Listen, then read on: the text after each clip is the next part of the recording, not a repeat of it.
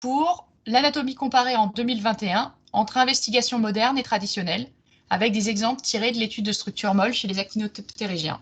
Bruno, c'est à toi. Bien, bien, tout d'abord, bonjour à tous. Alors, nous voilà ici pour parler d'anatomie comparée et je tiens à remercier tout d'abord Agnès Détail et l'équipe de l'ISEP pour me convier à ce genre de choses. Donc, je me répète, anatomie comparée en 2021 entre investigation moderne et traditionnelle, exemple tiré de l'étude de structure molle chez les actinoptérygiens. Bien, alors je ne vous ferai ni l'affront ni l'insulte de vous rappeler le rôle et l'importance du muséum dans l'élaboration, dans la construction des concepts de l'anatomie comparée. Bon, ces quelques images de la galerie d'anatomie comparée sont là pour nous simplement le rappeler. Alors, l'anatomie comparée, bien sûr, a fait partie de l'histoire du muséum et en fait toujours partie, que cela soit de manière classique via des outils de dissection, des outils d'observation, avec un bureau donnant, bien sûr, sur le jardin, avec l'usage des collections. Alors, ceci peut se faire, bien sûr, sur des spécimens entiers radiographiés. Il peut se faire sur des spécimens entiers conservés dans l'alcool et disséqués. Il peut se faire, bien sûr, sur des spécimens qui sont Clearstein, éclaircis diaphanisés, ici avec mise en évidence du squelette et des cartilages. Et vous pouvez remarquer qu'on est passé ici d'une technique, de la technique la moins destructrice vers la plus destructrice. On va dire ça, c'était ce qui était classique, disons, au cours du XXe siècle. Bon, mais en 2021, il s'agit de bien voir que l'usage de l'imagerie via soit le scanner, via l'IRM, sont devenus des exercices de routine. Tant ici sur un sélacanthe en haut à gauche, un poisson-lune en scanner en haut à droite, du dauphin en bas et du requin, un isirus, au milieu. Alors tout ça, c'est bien joli, mais on va donc les techniques utilisées pour cela, ce sont principalement la tomographie et l'IRM.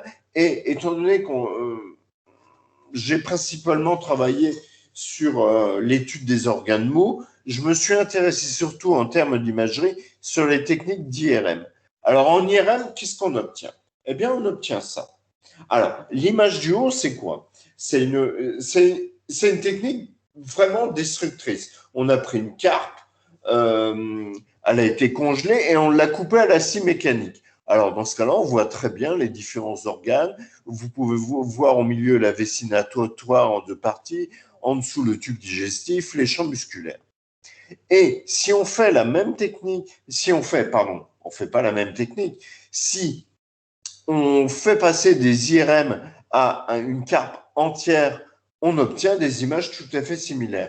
Simplement, la différence fondamentale ici, bien sûr, vous l'avez noté, c'est que le spécimen n'est pas altéré, n'est aucunement altéré, il ne subit aucun examen invasif ni destructeur.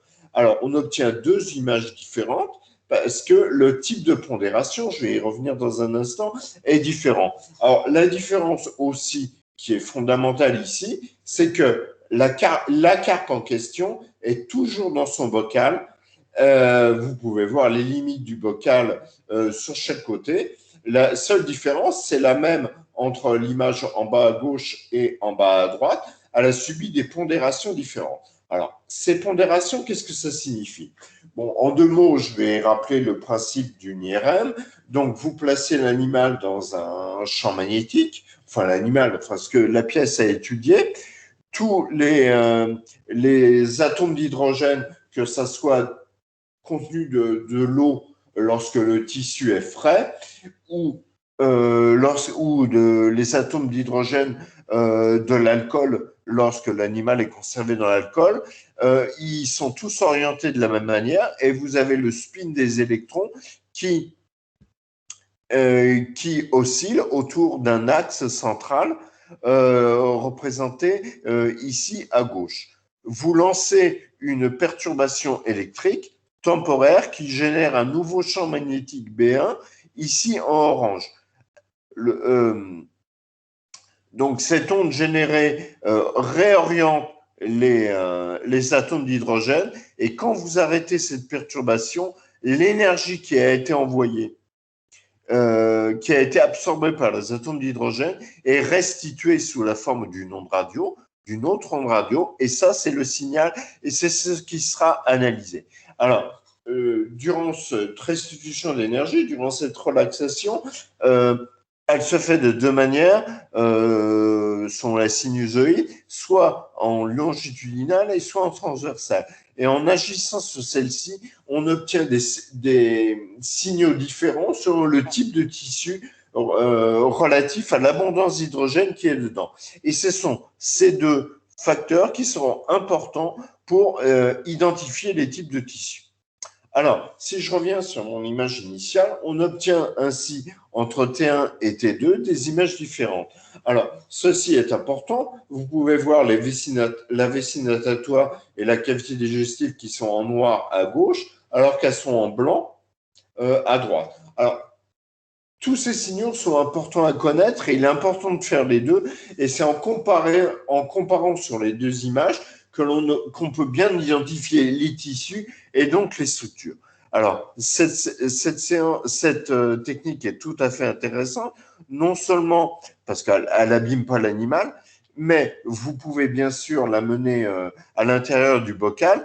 Et notamment, si vous comparez, là je passe sur du macro, on a en haut à gauche un IRM qui a été fait chez un macro. Vous pouvez voir le détail du tube digestif, du squelette, la structure de l'œil. Très finement, l'image est un peu petite, mais si on la regardait plus en détail, on le verrait.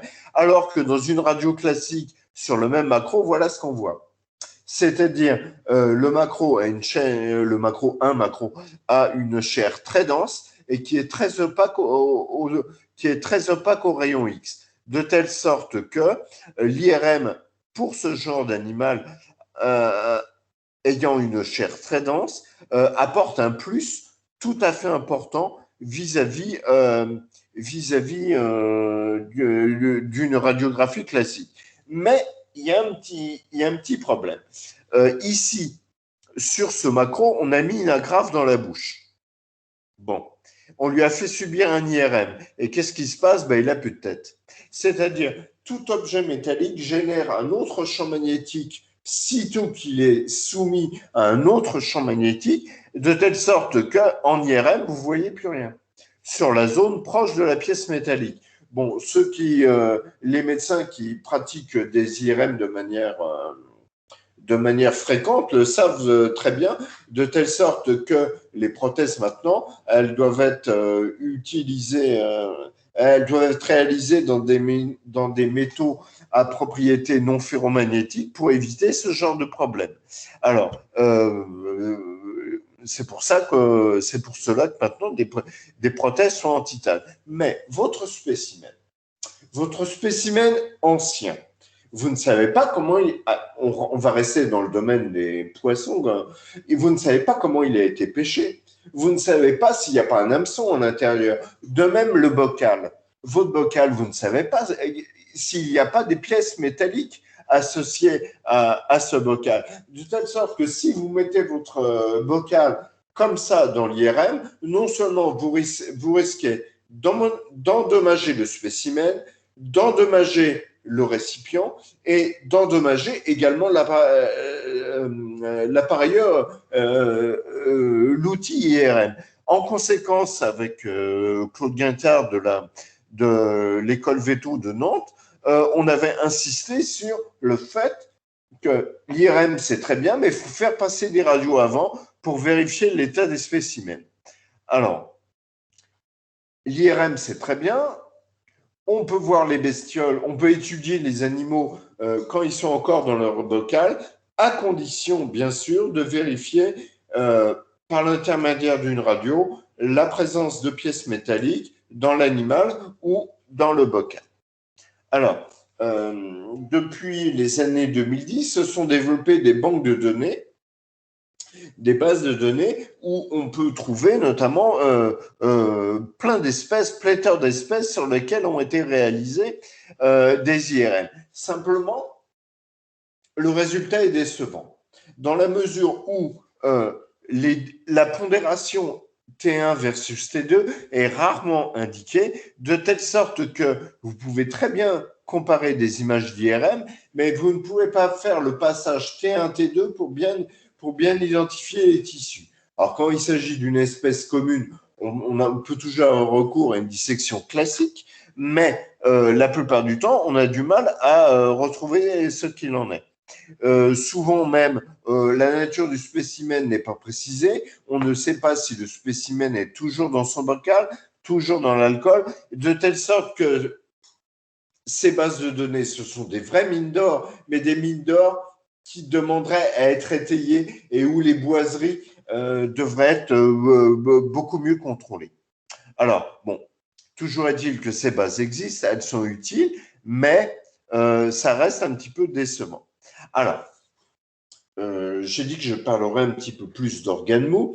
Je voudrais m'intéresser ici, on s'est intéressé à ceci avec Nalini Schnell, Wei-Jane Chen de l'Université de Taïwan. On s'est intéressé à un organe particulier, c'est le pancréas. Alors, on va dire chez les actinoptérygiens, le pancréas, il est un petit peu comme le nôtre, dans la mesure où vous avez deux parties, un pancréas exocrine et un pancréas endocrine. Ce pancréas endocrine, c'est celui qui sécrète l'insuline et le glucagon. Alors, globalement, on a un organe graisseux comprenant le pancréas exocrine qui est situé entre les différentes circonvolutions de l'intestin.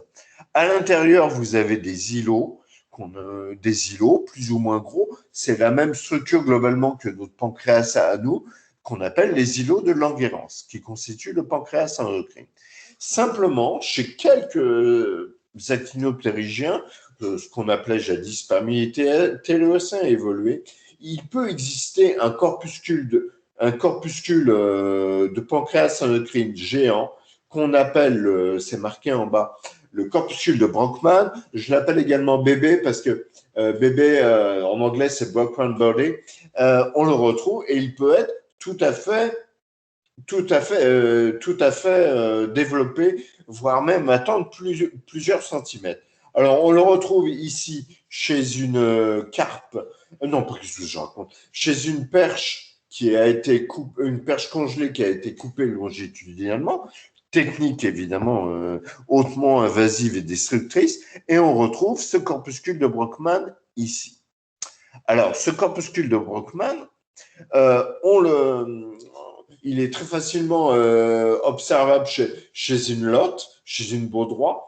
On le voit là, c'est ce qui est en rouge, là, la structure au bout des flèches rouges, là, ici sur une dissection récente et sur un travail de Rennie en 1904.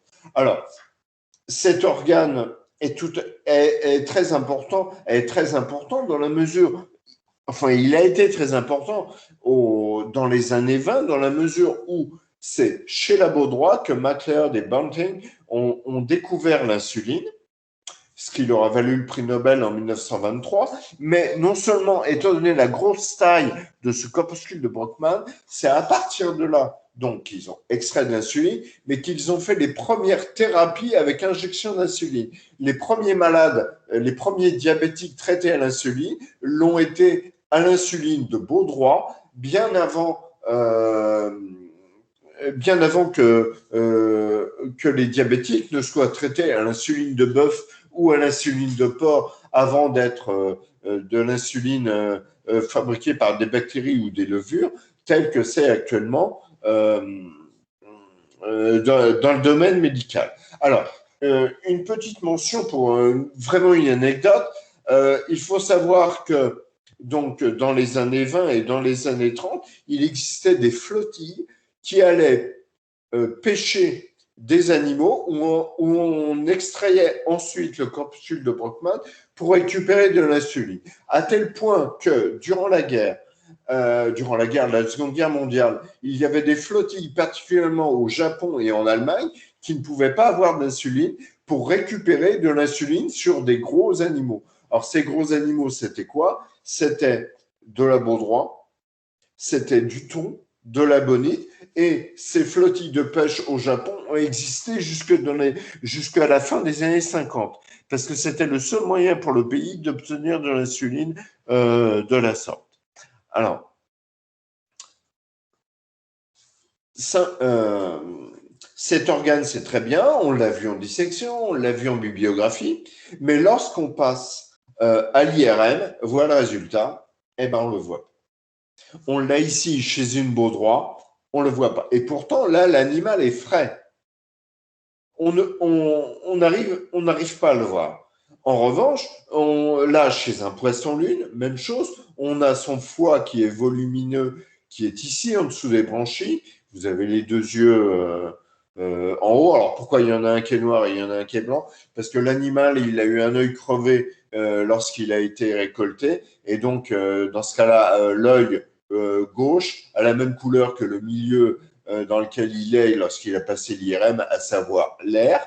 Il a un œil noir et l'autre blanc. Alors, en dessous les yeux, on a les branchies. En dessous, on a le foie. On a passé l'IRM, on a regardé l'IRM sous toutes les coutures. Impossible de voir le corpuscule de Brockman. Alors qu'il existe et qu'il est très gros chez un poisson-lune de 5 à 6 cm de diamètre. Un poisson-lune, bon, pour ceux qui ne savent pas, excusez-moi, pour ceux qui ne savent pas, c'est des bestiaux qui peuvent atteindre de 1,50 m à 3 mètres de long. Hein. Et donc, il existe donc des corpuscules de Brockman très, très développés. Donc, en IRM, on ne le voit pas. On a mené ça chez des perches fraîches. Alors, on l'a vu ici, on a une perche fraîche. On voit le corpuscule de Brockman. Alors, il n'est pas toujours facile à voir. Là, je l'ai surligné par un cercle jaune. Et en IRM, on le voit au bout de la flèche jaune. Mais sur des spécimens très frais. Et la lecture des images IRM demande souvent une éducation des yeux. C'est-à-dire de bien reconnaître les structures et selon le type de pondération, de bien repérer ceci. Bon, toujours est-il qu'on a réussi à le voir, mais on ne réussit à le voir que sur des spécimens hyper frais. On a mené ça sur des spécimens un peu moins frais, ils avaient une semaine, ou conservés dans l'alcool, le Brockman, on le repère plus. On a mené ça chez plein d'espèces, des espèces où le corpuscule de Brockman devait être très gros, et en IRM, on ne voyait rien. Donc, ça veut dire que ces techniques d'IRM actuellement, ça apporte un plus. On l'a vu vis-à-vis du macro, on voyait des choses en IRM qu'on ne voyait pas à la radio. Elles sont non invasives, c'est très bien, mais il y a des choses pour autant que l'on ne voit pas. Alors, toujours chez une perche, on retrouve, là, excusez-moi, je l'illustre ici pour la deuxième fois, on retrouve le Brockman, spécimen frais, ici, au bout des deux flèches jaunes. Bon, vous reconnaissez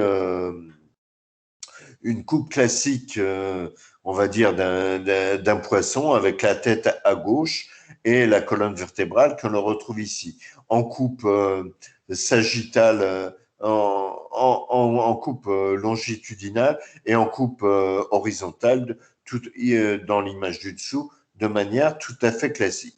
Alors, si on se penche cette fois-ci sur la littérature la plus ancienne, le Brockman, vous voyez qu'il est très facile à voir, n'est-ce pas? Vous le voyez tout de suite, vous le voyez pas, vous inquiétez pas, moi non plus. Et le problème, c'est lorsqu'on va je ne le vois pas non plus sur ces travaux-là. Ce sont des travaux de Emery en 1880. Et sur des vieux procédés, sur des procédés anciens de reproduction des planches, on ne le voit pas toujours. Mais si on se penche dans le texte, Emery décrit de manière tout à fait typique des structures en petits pois rosés qui sont égrenés à la surface du tube digestif.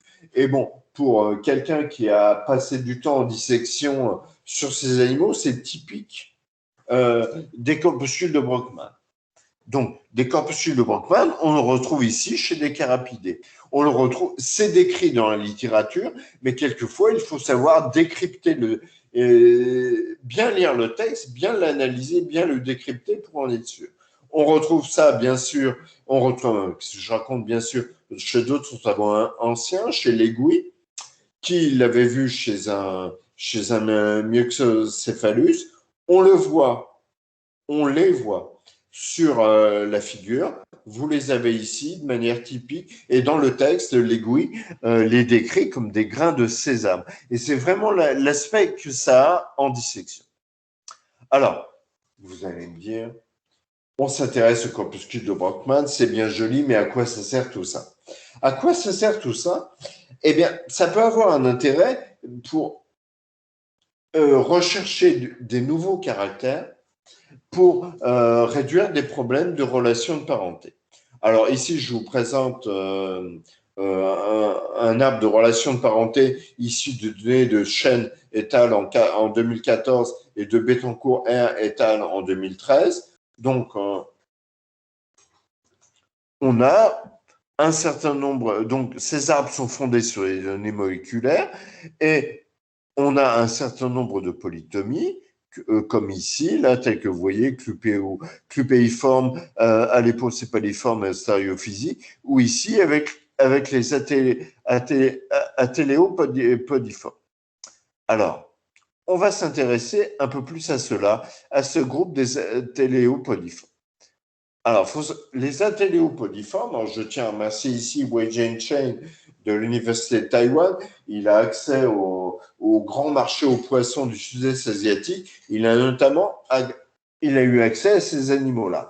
Alors, ces animaux-là sont tout à fait particuliers. Ils sont bâtipélagiques. Ils ont énormément de réduction de pièces osseuses. Ils ont un museau qui est grandement cartilagineux,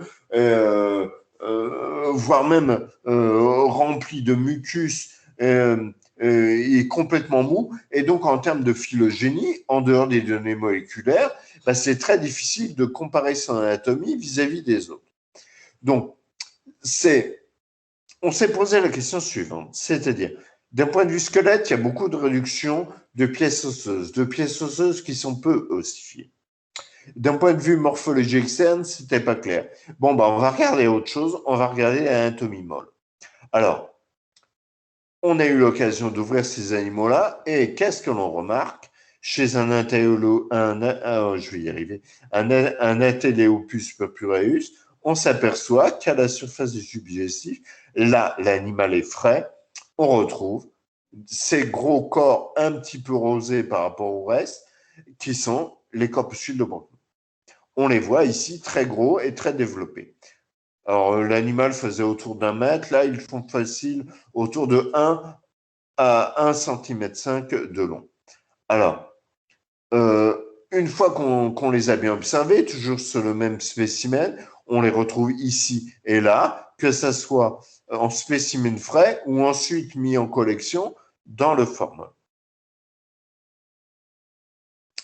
Alors, compte tenu de ces résultats-là, on a mené une étude sur plus de 300 espèces d'actinoptérygiens avec plus de 30 espèces disséquées.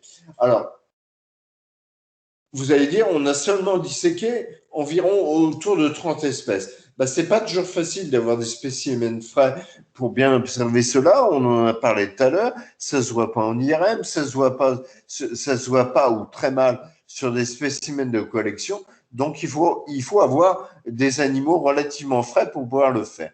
Et alors, on a plaqué ça sur la phylogénie qui était représentée tout à l'heure. Alors, le symbole avec les 4 petits points bleus présente qu'on a un corpuscule de Brockmann. Bon, là, j'ai appelé bébé pour Brockmann Body absent. Donc, absent chez la majorité, on va dire, des actinoptérygiens. Mais chez certains groupes, on a un corpuscule de Brockmann bien individualisé que l'on retrouve ainsi non seulement chez quelques ostariophiles, chez quelques salmoniformes, mais chez l'immense majorité des animaux qui nous intéressent ici. Et notamment, donc, on l'a vu chez les satelléopodiformes et chez les ténoscomata. C'est-à-dire, bon, les poissons à nageoires épineuses, globalement, ils en ont tous un. Soit on le retrouve en disséquant, soit on le retrouve dans la bibliographie, même ancienne, avec des figures qui sont excellentes, comme celle de la Baudroie que je vous ai présentée, qui date de 1904, soit en décryptant les textes, on arrive très bien à les retrouver. Alors, on a fait un zoom sur les satelléopodiformes il y a un instant. Alors, on va faire un zoom maintenant sur ce qu'on appelait jadis les téocéens les plus évolués. Alors, tous ont un corpuscule de Brockmann, sauf certains acanthomores, tels qu'on ne le trouve pas chez certains labridés et chez certains poissons perroquets, et on ne le trouve pas, par exemple, non plus chez les poissons volants et apparentés. Donc, on est très conscient que ici, le caractère a été plaqué a posteriori sur l'arbre. Il convient bien sûr, dans un deuxième temps, de le confronter aux autres données d'anatomie, mais il nous semble qu'il y a vraiment un signal phylogénétique important et que, pour le moins, la présence de ce caractère peut aider à résoudre la position des atéléopodiformes, mais aussi la position d'autres groupes. Alors, qu'est-ce que je voulais dire en fin de compte avec tout ça? C'est que un travail d'anatomie comparée sur, on l'a illustré ici avec des données de sphancnologie chez les actinoptérygiens, ça repose sur un triptyque. Non seulement de manière classique, on l'a ici à droite, sur des dissections classiques.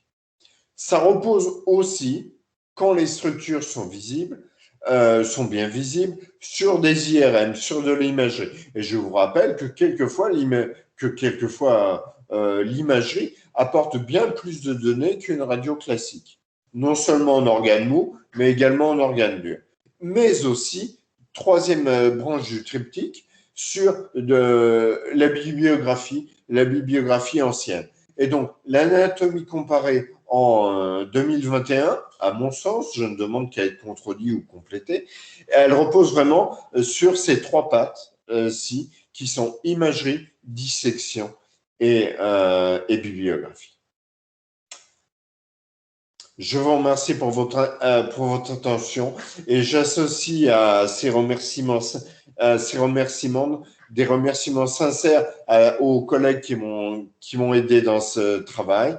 Nalini Schnell, également de l'ISEB, Wei-Jian Chen de l'Université de Taïwan, Claude Guintard de l'école vétérinaire Oniris à Nantes, Guillaume Lecointre qui a soutenu ce travail également, bien connu, membre de l'ISEB, et Agnès Détail, ici, qui m'a invité pour présenter ses travaux.